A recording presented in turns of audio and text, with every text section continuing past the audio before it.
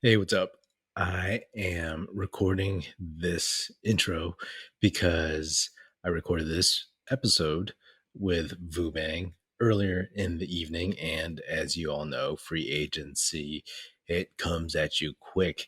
And just got news that Gary Payton II signed with the Portland Trailblazers for $28 million over 3 years.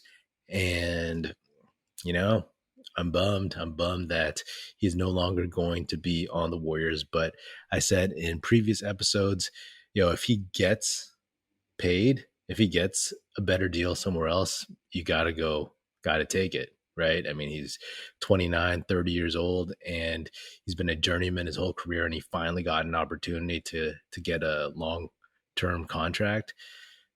He earned it, right? Like he was barely on this Warriors roster beginning of the season.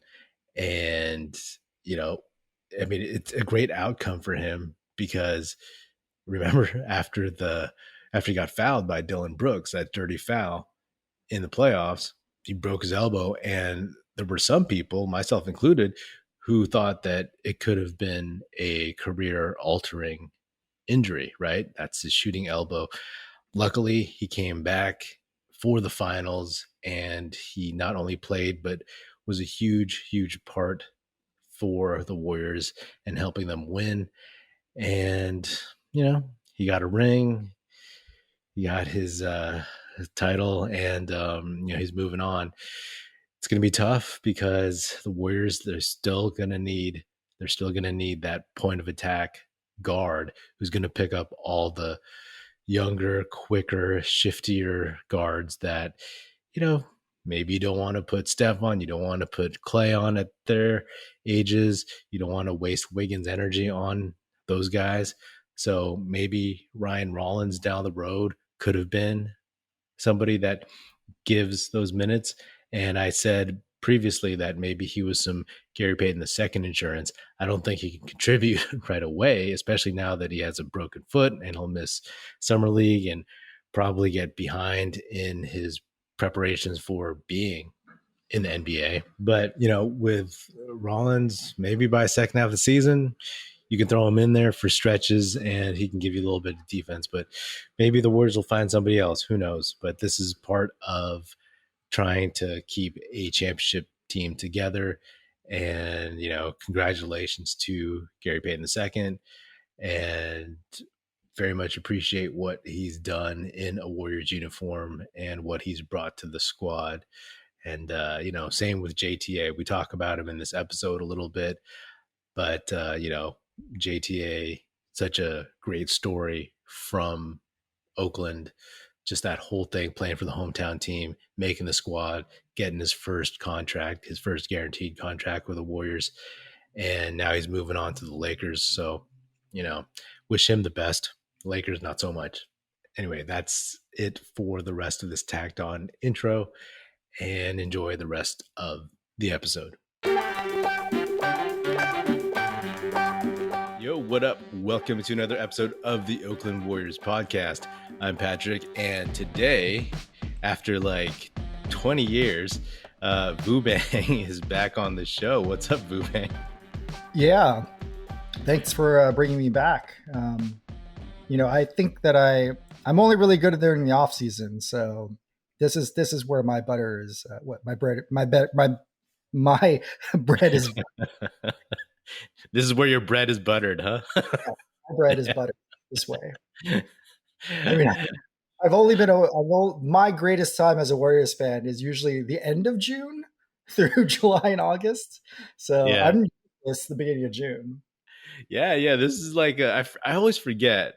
I mean, the draft is always fun, of course, but like free agency, I usually just forget how actually entertaining it is. And like literally, like every year, it's entertaining either because something interesting happens for the Warriors or just some crazy NBA drama. Like I remember when everybody was trying to get Kawhi, and then he held off, pretending that he might go to the Lakers, and then everybody else got signed, and then at the very end he said, "Nah, I'm going to go with the Clippers," and there was no one left for the Lakers to sign.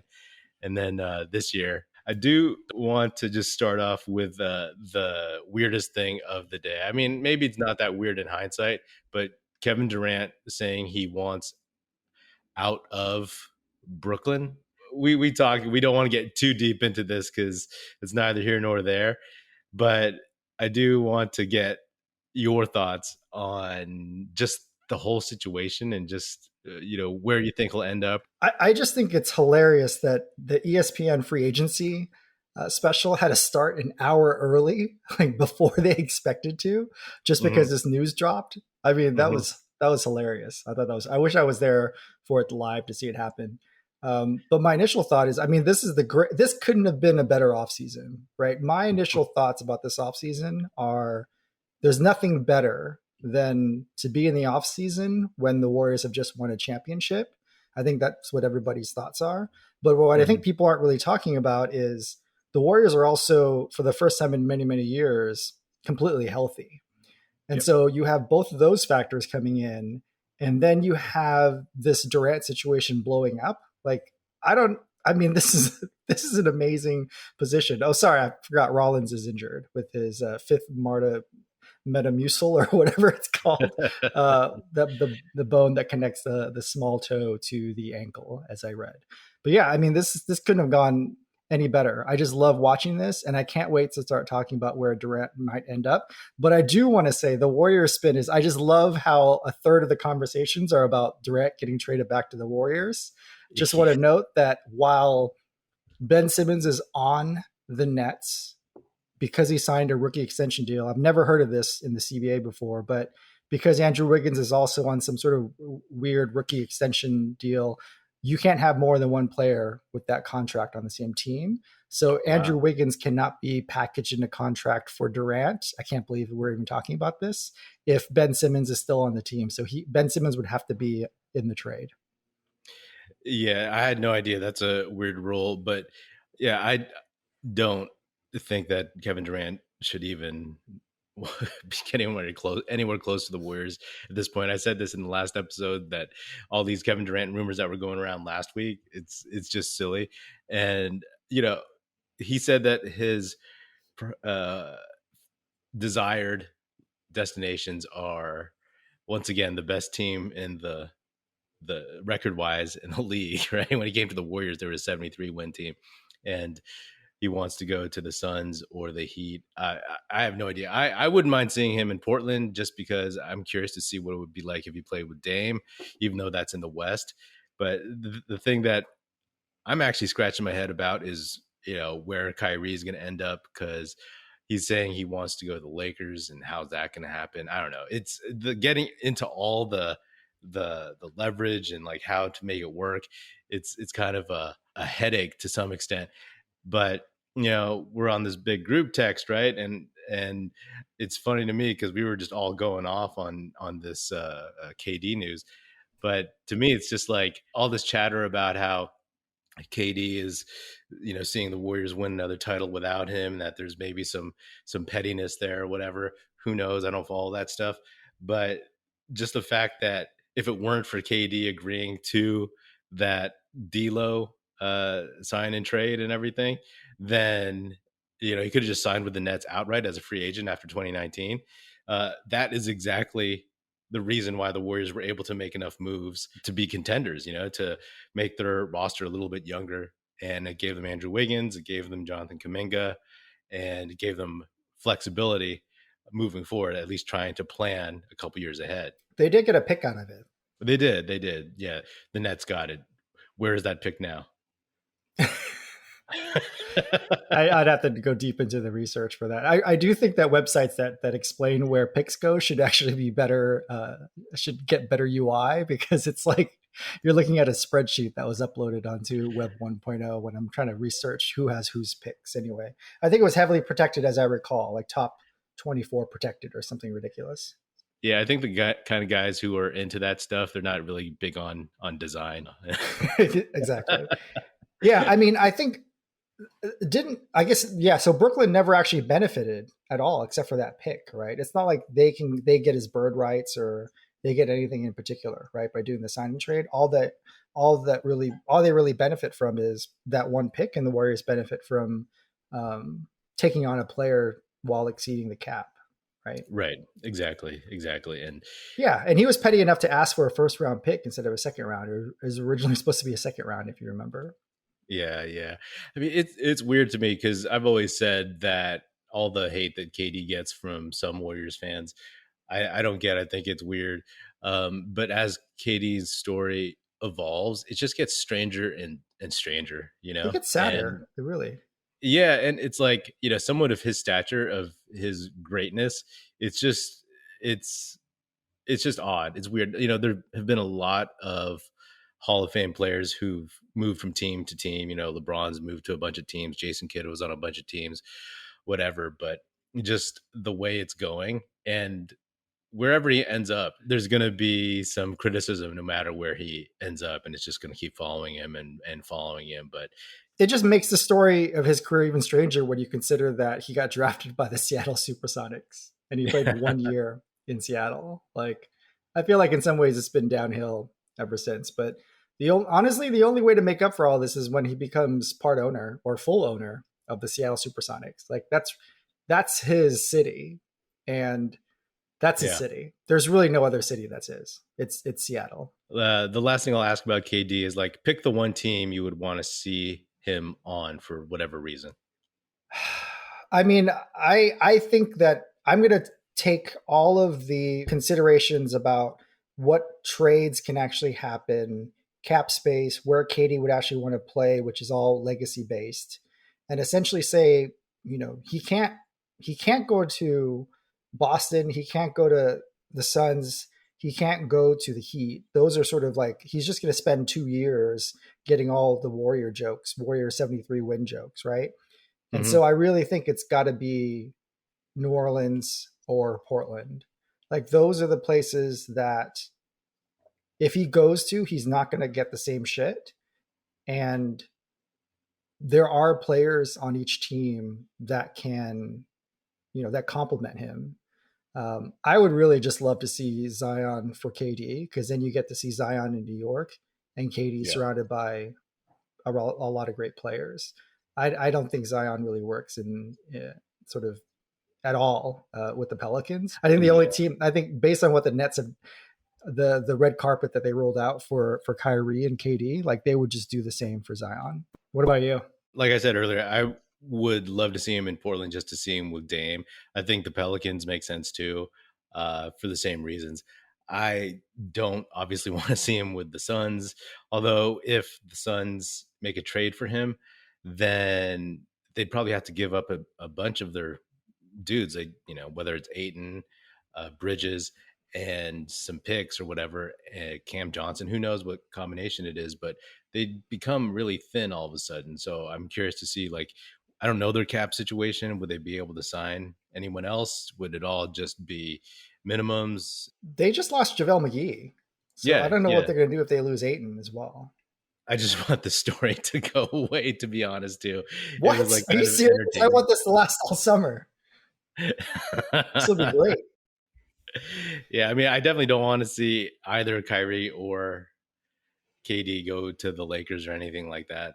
I wouldn't mind. Like, to me, Portland and New Orleans would be great because those are smaller markets and there's talent there, and he could lift them up. You know what I mean? And it would be a greater challenge. I don't want to see him go to Boston or Miami. It feels like those would just be, like you said, the, him just jumping on the bandwagons. But also, it's like, everybody ends up in Miami. You know what I mean? And He's a little too young to end up in Miami. He's got to wait a few years. right. What do you think of the West? Can we talk about the West now after some of the Yeah. moves we've seen? Yeah. I mean, I think in the West, if you just want to go like by the rankings of it, I still put the Warriors at the top, because I'm a homer and no one else has proven, obviously, like, a lot of these rosters are in flux, but I don't think anybody at the top of the West got better today. The Clippers, they signed Batum. That guy always seems to be a free agent and just signs with the Clippers again and again. They're probably second to me. After getting Uh, John Wall, or regardless, just getting back Kawhi and Paul George. Getting back Kawhi and Paul George primarily. I actually forgot about the John Wall thing. I think that definitely helps them. I'm curious to see what they do with him. I mean, some guy who's been out for a while. When he played after his injury, I mean, he wasn't terrible. I mean, he was still John Wall playing the John Wall game. But is he going to pout and want to start over Reggie Jackson? I don't know. We'll see. After that, it could be the Grizz. They're just improving every step of the way. Jaren Jackson also has a broken foot issue. 4 to 6 months out. Yeah, that's rough. And obviously, like with a big man, that's always a big question mark. They could very easily be this year's Atlanta Hawks. They could. And just take a step back instead of taking a step forward. The Mavs. I want to talk about the Mavs. Yeah, so I'd had the Mavs. Well, I actually have the Nuggets at 4. Gotcha. That's a kind of a risky pick there, but I think that they can get there. Part of it is because you don't know how Murray or Michael Porter Jr. will look when they're back, but I think that if one of them comes close to how they were before, that's going to help them a lot. I had the Mavs before. I had the Mavs at 4th, but now maybe 5th. It's tough, right? Because like the whole Brunson thing, man. I mean, what do you think of all this? Where do you put the Mavs? I mean, they got JaVale McGee, right? And they also got Christian Wood. Yeah. Right. So, I mean, I think those guys will cause the Warriors some trouble. But, I mean, losing Jalen Brunson, who is one of the only backcourt guys who could probably play with Luka somehow, just because he's already done it. Mm-hmm. It'll just be interesting. I also have a quick segue into New York. I love how everybody's been talking about Jalen Brunson going to the Knicks as if it was like a Spike Lee movie that everyone's been talking about for 2 years. It's just so hilarious that he's put on a pedestal. I think it's great for New York. But it's Jalen Brunson. I also think that it's funny that all the criticism I'm hearing from the Knicks about sort of like, oh, it's not that big of a deal, blah, blah, blah. I do want to talk about the other side of things, which is like, this is one of the first free agents of significance that actually picked the Knicks. I mean, this Knicks exceptionalism, which doesn't really exist anywhere. Like if they actually drafted and picked players and convinced players in free agency as if they were based in Indiana, they might actually do better than sitting there in their ivory tower at MSG thinking like, don't you want to play for the Knicks? I just get a sense that this feels like the Warriors 2013, when Andre Iguodala chose the Warriors. And this is the first piece that actually said, hey, I want to play here. And then you draft well and you get a few more free agents and you get better and better. Obviously, I don't think RJ Barrett is Steph Curry, but I think it's a good initial move. So that's a positive spin on it. I've kind of been critical of the move, but if it's like around 25 million, which I think is what I'm hearing, then it's not like they're giving him, $40 million, right? So it makes sense to some degree for them just to get, like you said, that guy who can maybe start the free agency caravan over the next year or two. Maybe it could, draw some other guys. I just don't know if, would you put him in the top 30 players in the NBA? Top 40? I would say top 40. Yeah. I would say top 40. But like in terms of top guards, point guards, top 12. Here's my question. Who would you take, him or D'Angelo Russell? Oh, that's funny. I think I'd take Jalen Brunson because at least he tries on defense and he's feistier. I don't get D'Lo at all. Yeah, okay. I would take Jalen Brunson too because he's just a better point guard. Even though he's only 6'1", he's stocky and he actually tries on defense. So, but it hurts the Mavs a lot. I just don't know what moves. I'm curious to see what they'll do. So all of a sudden, like this was the Mavs. They made it to the Western Conference Finals. They needed to add some pieces, like a center or something, and they got Christian Wood, and then now they just lost their second best player. I like how he didn't even answer their calls. He basically just bounced. That's hilarious. They didn't even give him a chance to match. I mean, that's the kind of drama of free agency that is. I mean, they spurned him twice. Yeah, like on they could have extended him, right? And they didn't. And about his contract, I know it might seem like a lot for a guy who's like the not top 12, maybe potentially not top 10 guard, but the new CBA is There's coming no up. potentially there, man. There's no Okay. potential. All right. The new they're negotiating the TV contract, and there's gonna be another spike, right? In the salary cap. It's going to be smoothed out this time. It's not going to be another like Kevin Durant hole in the Warriors Mhm. cap, which would have been great. But this 110 over 4 years is not going to seem like a lot of money in 3 years. And this pertains to the Warriors too. Whoever the Warriors sign today is 7 times the tax implication for their salary. So, signing Loon for $8 million is $50 million total. But it's not going to mean much in 2024. The action never ends at DraftKings Sportsbook, especially this summer. With tons of ways to bet on all your favorite sports, you can fuel your fandom and feel the heat of the season like never before. Plus, right now, DraftKings Sportsbook is giving new customers a risk-free bet up to $1,000. That's right, make your first bet up to $1,000, and if it doesn't win, you'll get another shot to cash in. You can throw down on all the major actions for baseball, golf, MMA, and more. Plus, with same-game parlays, spreads, money lines, over-unders, and props, your betting options feel endless. I'm looking forward to all those Giants Dodgers matchups because it's just one of the best rivalries in sports. So we'll see what the odds are for those. Best of all, DraftKings is safe, secure, and reliable. You can deposit and withdraw your cash whenever you want. Download the DraftKings Sportsbook app now. Use promo code TBPN. Make your first deposit and get a risk-free bet up to $1,000. That's promo code TBPN only at DraftKings Sportsbook. Minimum age and eligibility restrictions apply. See show notes for details. Do you disagree with any of my rankings so far? So it's the Warriors, Clippers, Grizzlies, Nuggets, Mavericks. Yeah, I think that makes sense for the regular season. I would not put the Clippers up there for the playoffs. I don't think those three guys last more than 2 rounds. Yeah, I mean that's a whole nother conversation for sure, right? I mean, I was the one that predicted CP3 like breaking down the last you 3 games, did, right? yeah. I was like, how come? Why is he playing so many minutes? Yeah. You texted me during the season.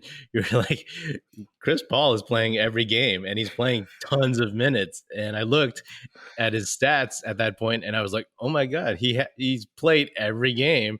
And then he got hurt. And I was like, oh, well, that's a break for him. But then he still petered out. That's why I said after the Suns lost to the Mavericks, I was like, their window's closed. I mean, obviously, if they get KD, then it's a whole different kind of window. But CP3, as great as he is, he's just, I mean, it's kind of like the LeBron AD thing. Like, you just don't really know how many games they'll be able to play. And Chris Paul, unless they figure out how to rest him and they find a backup point guard who's better than Campaign and can actually just play more minutes and play and start some games during the season, then CP3 is not going to be able. I mean, however old he is, I mean, how old is he? Like 37. 38, 37? Yeah. So he'll be 38 in next year's playoffs. I mean, look at Andre Iguodala, man. Like, Yeah, that, it's insane. It's the regular season. Did not someone not tell him?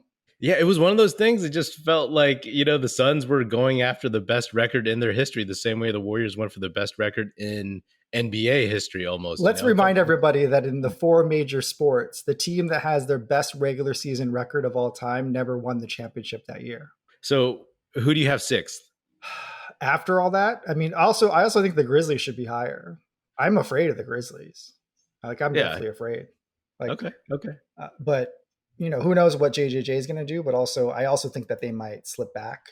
There's a lot of Clippers like vibes from like whatever 2015 or something where they haven't actually earned anything, but they're walking around like they have. Yeah. But I'm still scared of them. Basketball gods don't smile upon that kind of blustery stuff sometimes, So we've seen how that's bitten the Clippers. So you would actually have Warriors, Grizzlies, and then Clippers? Yeah. I just don't trust the Clippers. I mean, I All think right. during the regular season they're going to load manage all those guys, and I don't trust them in the playoffs. Okay. So I mean, I think theoretically it's a great team. Um, I mean, yeah. So I don't know. I mean, I think it's going to be crazy next year. I wouldn't discount the Timberwolves or the Pelicans either. So at 6, I would probably slide in. I mean, it's hard to say, right? Because this is like the first day of free agency and the KD stuff isn't settled. But I could potentially go with the Suns at 6. I think I had them there in my mind before. Um, I could slot them in there, and then after that, I think I would give it to the Wolves. You know, I think the Jazz are going to fall off, and then to me, it's like after the Wolves, maybe the Jazz or Pelicans. I don't know. That's where it gets a little foggy for me. Again, Pelicans depends. Hey, if they end up getting a healthy Zion, then and it works out, then they move up. If they trade for KD, even more so. I think if you think that John Wall, Kawhi Leonard, and Paul George are going to make it through the season next year, then I think you should also assume that Zion would. If you're that person, if you're that optimistic person. Then yeah, so I take the Wolves at 7, and then the Pelicans at 8. I'm going to put the Jazz in the play-in. Yeah, my bad. Yeah, I feel like there's going to be a trade. The Jazz, there's going to be some sort of trade involving the Jazz. I mean, they're just so stale, you know. Yeah, I mean, there's a reason why Quinn Snyder left. Yeah, I mean, he'd been there for 8 years, and they plateaued, and they showed who they really were. They were like the 2014, 2015 Atlanta Hawks last season. Yeah. Yeah, and if the Kings were any other team playing for any other city, I might say that I'd like them for the play-in, but they're the Kings.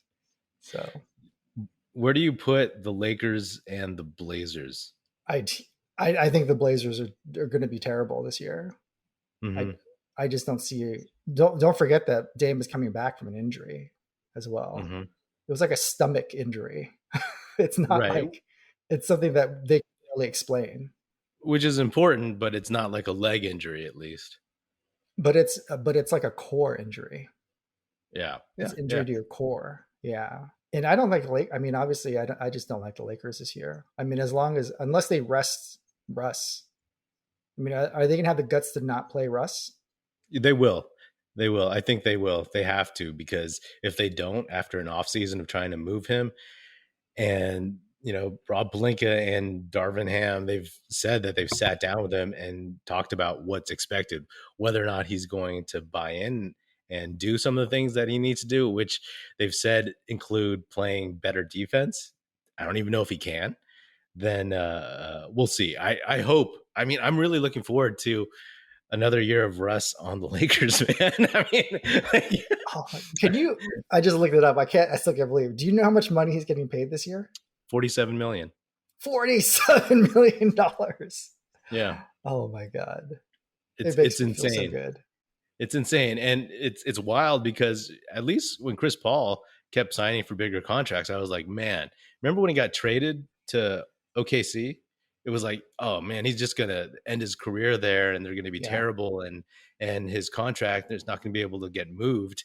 And good on him. I mean, he brought OKC either to the playoffs, like the first round, or almost to the playoffs, and then he made the Suns who they are now. He Have you ever transformed that have you ever team. seen Russell Westbrook like talk to another teammate to give him advice or get him to be a better basketball player?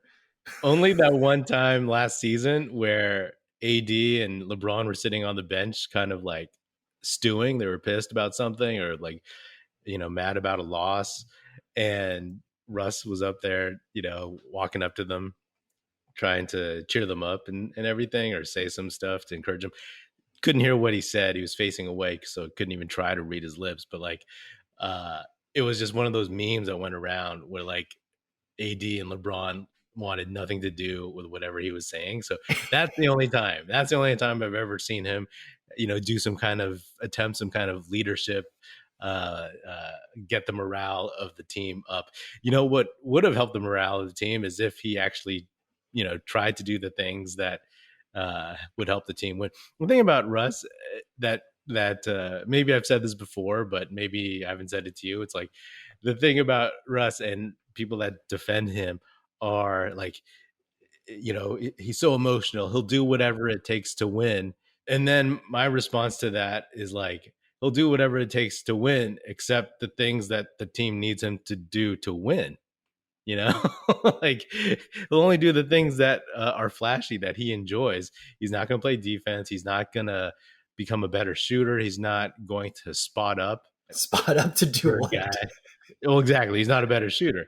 So I look forward to that. I mean, the one thing is the Lakers, they got Juan Toscano-Anderson. They picked him up, which was kind of expected once, I heard that he signed with Clutch and Rich Paul. It was like, oh, it seems like a connection with the Lakers makes the most sense.